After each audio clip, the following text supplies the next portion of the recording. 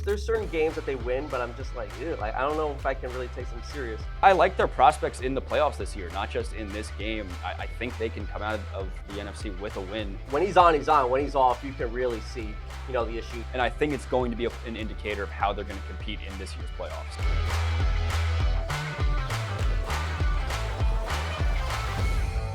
Hello and welcome to a very special, festive episode of Ain't That Our Ball. I'm David Scott. Alongside me is NFL expert Ryan Sanudo. Ryan, Merry Christmas, Happy New Year. How you doing this week? Oh, I'm very enjoy just the Christmas spirit, just the holiday season. You can't go wrong with football and Christmas. Glad to be here. Well, we got a couple good matchups to talk about that are going to take place in this holiday week. But let's start with, I think, the most important one of the week, the most exciting one, which is the Buffalo Bills versus the Philadelphia Eagles. Two teams that are now locked into the playoffs. Who do you think's got the edge in this one? I think I'll give the edge to the Buffalo Bills just for the fact that they're at home. They love being at Highmark Stadium against an Eagles team. Yes, they've won a couple games. The Raiders, the Commanders. I can't really look at those games and say, oh man, I'm blown away. So they're one of the worst teams in the league. So the Buffalo Bills, they beat the Patriots 2 weeks ago. Yes, they played the Browns. They escaped with a win, but the Bills at home, Josh Allen, James Cook, they've just been firing on all cylinders. And really, I think the key, we'll talk about it, is the defense with the Bills and how they've been running things against these teams. Yeah, you said that the Bills, snuck away with that win against the Browns. It certainly wasn't pretty. We can put a few excuses in there. Josh Allen did struggle with a foot injury that he picked up earlier in the game. That weighed into it. So they weren't at full strength. And, of course, they still got the win, so that's all that matters. The Eagles, yeah, they've played some lesser competition in the last few weeks going against a Raiders team that was led by Kenny Pickett and a Commanders team that was led by Marcus Mariota. So not too much going on there. Pretty easy sledding for them. This is going to be their biggest contest in a while. And I think it's going to be an indicator of how they're going to compete in this year's playoffs. Definitely. I mean, the Eagles might be getting back Lane Johnson and Jalen Carter, so that's going to be very interesting. But I just feel like the Bills' defense, the pass rush, Rousseau, Joey Bosa, it is Shadur Sanders. He does struggle, obviously, but I feel like they can manhandle Jalen Hurts when it comes to defensively. I just feel like the Buffalo Bills, they've been playing well on defense. They were really good against Drake May in that second half a couple games ago. So the Eagles, they did look really good against Washington. I think the key for the Eagles is Saquon Barkley. I feel like when he's humming, the rest of the offense works itself out. Barkley just balled out against Washington. But it will be easy. It might be easy for him, actually, because the Bills' rush defense isn't good at all. That's their one key weakness. So I think that you're going to see a lot of points in this game. But at the same time, I feel like the Bills' defense, I trust a little bit more than the Eagles right now. Yeah, I think the Bills can get Jalen Hurts on the ground in this game. The Eagles' offensive line has not been so strong this year. And I think the biggest indicator of that is their success rate on tush pushes. We've been talking about the tush push a lot earlier in the season. Has been talked about so much lately because of how ineffective it's been. They're only hitting at about a 65% rate so far this season. That was up in the high 90s in previous seasons. Now, you can talk about Lane Johnson as being a big impact of why it's not working as well. No Travis Kelce. Obviously, he wasn't there last season, but no Travis Kelce. Certainly, he was one of the biggest factors in that tush push. This year, they're not hitting it as successfully as they were, still over 50%. But the fact that teams are stacking them up on the tush push kind of shows that the offensive line has become more of a weakness than it has in past years, and the Bills can find a way to feast on that. Yeah, and you've seen the false starts too. The officials have been cracking down on that, so they've obviously haven't been as successful this year compared to last year. So, and the Eagles' offense, they've been playing better of late. A.J. Brown, 9 receptions against Washington, but that offensive line, yes, they might be getting Lane Johnson back in this game, but he's going to be rusty, I think. He's older, obviously. He's not in his prime anymore, but he's still good, obviously, but I just feel like the Bills' defense, they can find ways to win. And the Bills' offense, it's always comes down to Josh Allen and James Cook. Eagles' offense, I still think it's very inconsistent, and I think it starts with Jalen Hurts and that offensive line. And if that does well, then Saquon can ball out, but I still need to see more. I'm not going to really overreact to a Commanders win and a Raiders win. Yeah, you're right. It's definitely not the strongest competition. I think if Saquon gets going, we have an opportunity to see Jalen Hurts get going, but they usually don't do that exclusively. If one of them is working, then both of them is working since they can complement off of each other. But it's usually not one way or the other. If Hurts has a good game, Saquon's usually not going. If Saquon has a good game, Hurts usually isn't going. Hurts was pretty all right in the Commanders game. He had a solid game, but again, he wasn't going over 200 yards. He only had a couple touchdowns. So there still needs to be a lot more to be built upon for them to be a scary team in the upcoming playoffs. They were a scary team last year, and maybe they'll find that spark once playoff time hits. But right now, I'm just not seeing it. I feel like this was a home game for Eagles. I'd be maybe, leaning towards Eagles. I feel like the Eagles I don't see them as a good team when they're on the road. Let's move on to one of our other holiday matchups this week. We got the Houston Texans versus the Los Angeles Chargers, the best defense in the league against the Los Angeles Chargers offense led by Justin Herbert. Do you think Herbert can do enough to get past this brick wall of a defensive unit? It's not going to be easy. I mean, this is only the best defense in the league. I mean, the Texans every week they lead by their defense, and okay, they struggled a little bit against the Raiders, but I think that was more on the offense. I feel like the defense, they got that pick against Geno. They were getting pressure on him. I just feel like the Chargers, it might be tough. I mean, Hampton is coming back. He's not obviously 100%. Maybe he's close to it, but you might not be seeing the full Hampton that we saw earlier in the year. And then the wide receivers, they've been really good. They actually played really well against the Cowboys, but let's be honest, that's the Dallas Cowboys. They don't have anyone right now that can play. Everyone's hurt. Everyone's banged up. Quinnen was out in that game too. The Texans, on the other hand, I mean, both teams are suffering injuries right now, but I just got to say, the Texans, I really like their defense. I trust it more than anything the Chargers are doing right now. And like I said, the Chargers, they beat the Cowboys, but that defense is one of the worst in the league, and especially without Quinnen Williams. Yeah, I do have a decent amount of faith in the Chargers offense. I'm happy that Amari Hampton is back. He's been looking good. He was really solid the first few weeks of his rookie season. Justin Herbert and Jim Harbaugh seem to have this offense flowing in a pretty good state, despite the level of competition that they're playing against. Ladd McConkey getting catches is a good sign. So I think that they can stack up against this defense, but you're right, it is going to be a tall task. Now, the biggest question that I've placed on the Texans as we get closer to the playoffs is, can their offense complement their defense? We know how good their defense is. We know they're going to keep them in games. They're going to keep good opponents in lower scores. But is that offense good enough to overcome those low scores and get a win? I'm not hugely confident of that against the tougher AFC competitors like the Chargers.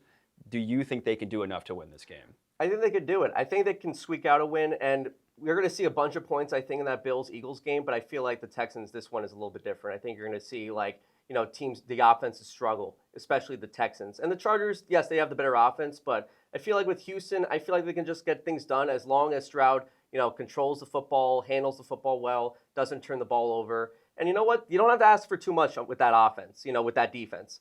So Houston, I think they can squeak out a win. The one thing is they're actually really good at home. On the road, I think they're only 4-3 right now. And the Chargers, on the other hand, are a really good home team. So that will be interesting. But I just like the Houston defense a lot more. Just Stingley, just that ferocious pass rush. And that Chargers offensive line can struggle against a good pass rush like the Texans. So I think it's going to be tough for Herbert at times. And, I'll give kudos to that Chargers defense, too. They're a good defense as well. You saw it against the Eagles a couple weeks ago. So I think you're going to see a lot of defense. If people at home love defense, you're going to get it in this game. But I think Houston can pull out a win. I don't think this is going to be very pretty, but it's going to be a win. Well, there's pretty considerable playoff implications in this game. The Chargers are just about locked into the playoffs. The Texans, not quite there yet. Now, the Chargers, for them, they're still fighting for the win in the AFC West and potentially the 1 seed. They got a little bit of ground to make up on the Broncos, but that's still a possibility. Meanwhile, Texans are the number 7 seed in the AFC, so a loss puts them at a little bit more risk of falling out of the playoff picture. A win does not yet secure them a playoff spot, but it gets them a little bit closer. So a win for the Texans is very, very important here. The Chargers, they can afford to have a loss here. They're all but in the playoffs. The Texans, not quite. So we'll keep an eye on that to see if they can really secure their spot in the AFC this year. Let's move on to our last matchup. This is the one with the least amount of playoff implications, but it's still pretty important. We'll get a test of these two teams as they go into the playoffs. It's the Chicago Bears versus the San Francisco 49ers, two teams that have shown themselves as solid NFC competitors. The Bears look like they're going to go on and win the NFC North. The 49ers still got a chance to win the NFC West, but they got a little work to do. Do you think they're going to get a step closer to that in this matchup? It's going to be very tough for the 49ers. Yes, they've been beating teams, but I think the Bears, I've just been loving them a lot more just with that offense, running the football, and Caleb Williams. Caleb Williams, I got to be honest, there were a couple weeks ago, I was like, okay, he's on and off, but the last 3 or 4 games, he's just been on target to his guys, being very good in that offense. So I trust Ben Johnson and that squad more than the 49ers. I just feel like there's a lot of injuries with the 49ers. Obviously they've been winning, but I just think that you're playing a competitor like the Bears. They find ways to win. They come back in games too. And the 49ers, I do like their defense at times, but sometimes they can struggle too. And the offense, like Brock Purdy, when he's on, he's on. When he's off, you can really see, the issues. And the Bears love, to get turnovers. So I see the Bears winning this game. It's going to be a tough game on the road, but I just feel like the 49ers, I think they've been cruising a little bit, but I think this is a game. It's not another team. It's the Chicago Bears. Yeah, the Bears have the best turnover ratio in the league. They're doing it at around plus 20. So they're got. I didn't even know that. That's 20 crazy. more takeaways than they have giveaways. So very impressive stuff from that defense, and it could show against Brock Purdy, who is sometimes prone to turning over the ball. I agree with you. I think the Bears are the better team in this matchup. They've shown week after week that they are capable of coming up against top teams. They just did it against the Green Bay Packers. Even though it came down to the wire, they looked good doing it. Caleb Williams looks good what he's doing. And that run game is a really great two-headed attack between DeAndre Swift and Kyle Monangai.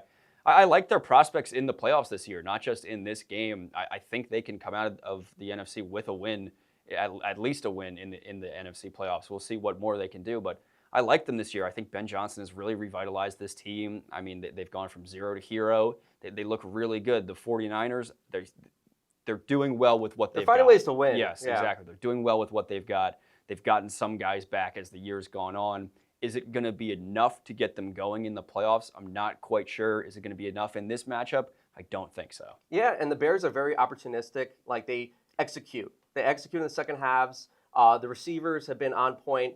And you know what? They've been doing it without a Dunze, too. That's the funny part. Like, they've been winning and they've been doing well on offense without Roma Dunze. So that's very vital. And, DJ Moore has been a contributor, too, even running with the football finally. And then the tight ends, Loveland. He's been getting the ball here and there, too. Cole Kmet could be an option. So they have a lot of options on that offense. Compared to the 49ers, yes, you have McCaffrey, but McCaffrey is expected to do so much. And when he's not doing all, his task, it's going to be very tough for that offense. Yeah, the Bears have certainly changed the stigma around their team. They're not the same old Bears. They're not just a pushover. They're definitely going to be a hard team to topple, even when you're at home like the 49ers are in this game. I think you're going to have to look towards a guy like George Kittle to step up if Christian McCaffrey can't do literally everything in this game. The wide receiver group is certainly not as strong as it was. We'll see if Ricky Pearsall ends up playing. He has missed week after week with his injuries. So Brock Purdy is going to have to do a lot with not so much. Can he do it? Doesn't look like it. Yeah, and you know what? The 49ers, I got to admit, they are overlooked in that NFC. I think it's just because there's other teams that I respect a little bit more just because of their roster and the quality of players that they have, like the Seahawks, the Rams, even like, I know they lost, but the Packers, if they can get Jordan Love back. So it's going to be tough for the 49ers. And you know what?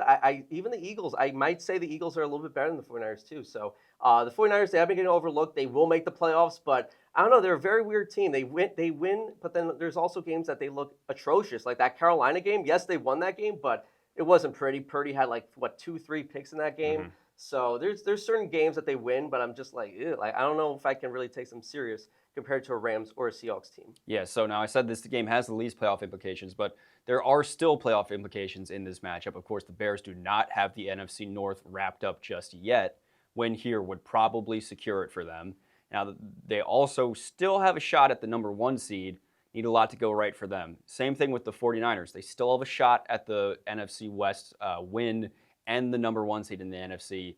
They would need both the Rams and the Seahawks to lose out. That is probably not even possible, but if it happens, they've got a chance there. So a couple things that could happen here, not too consequential because neither one of these teams is likely going to drop out of the playoffs. And I could see the 49ers, they're on the road. Obviously, they're not winning that division, but I could see them, I think they could be a one and done. I don't know. I really like other teams compared to them. And, I think any team, those NFC North, like the Packers or the Bears or the Eagles. I can see the Eagles beating the 49ers too. I don't know. I feel like we'd be looking at them a lot different if they had other guys that were available, like the Brandon Ayuks of the world, because Ayuk has so much talent. It's just we don't know what he's doing. Like, they don't have Nick Bosa. I mean, the list goes on. Warner. So if they had those guys, those guys were contributing to Super Bowl a couple years ago. We're not seeing them right now. Yeah, well, there's going to be a lot of chaos in the playoffs this year in both the AFC and the NFC. It's going to be a lot of fun to watch, but that's going to do it for this week's episode of Ain't That Our Ball. You can catch us every Thursday, and every Monday you can watch our tactics show, X's and O's. Please leave a like and subscribe, and let us know in the comments if you are going to have a holly jolly Christmas.